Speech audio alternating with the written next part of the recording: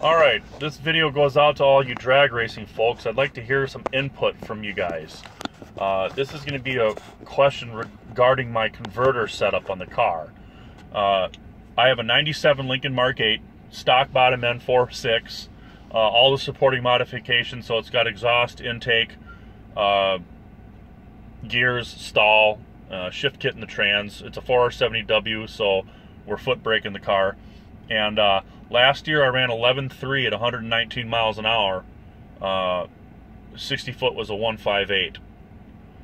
So pretty respectable for what it is. It's on 9 PSI on a Vortec S-Trim, little baby blower. Thing's been on the car for 10 years. And it did work, man. It did work well. It's got a rear mount fuel cell, and we're running it on E85, and I think E85 was really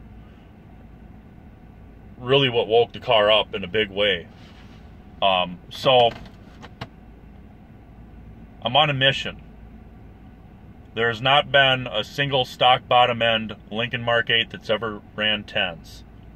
That's what I'm going to do this year. I want to get this thing in the 10s. So luckily, I was able to get a 10-minute phone call in with John Mahovitz. Any of you mod motor Ford guys know who that is. And surprisingly, his response was not what I had expected. I had started off telling him that I wanted to bump the boost way up to about 15 pounds and then peel timing way back. No, he says. No, you're going to brake. So what he told me to do is leave the boost alone, bump the stall, so we're going to 4,200, he says bump it to 5,000, and add some timing. So that's what we're going to do. Now, as far as the torque converter is concerned, this is a new concept to me, as I have been on the phone with my converter manufacturer, and he talked about STR. So not only can he bump my stall to 5,000, but he can also change the torque multiplication factor on the converter. So here's my question. We're going to upgrade the converter to a Pro Series. So it's not going to be a street level converter anymore. It's going to be a Pro Series so that it locks up, because we tried locking up this converter and it won't. It just simply won't. So we're going to upgrade it to a Pro Series, and we're going to have it locking up in third gear. We're going to be adding about 5 or 6 more degrees of timing in the tune and letting her rock. So again, with the STR, there's 2 different directions that I could go.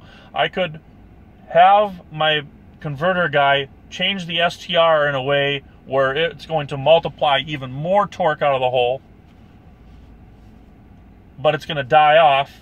Or he said he can also make the converter multiply torque at a lesser degree, but carry out through a longer period of time going down the track. Here's my thought.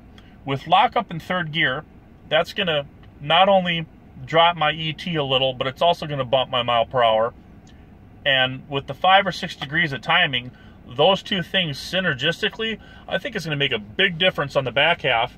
And I don't think that it's necessary that we need to carry out that torque multiplication over a long period of time, but rather go the direction with the STR where we are multiplying a shitload more torque out of the hole and then just letting her eat up top with the timing and lock up in third gear.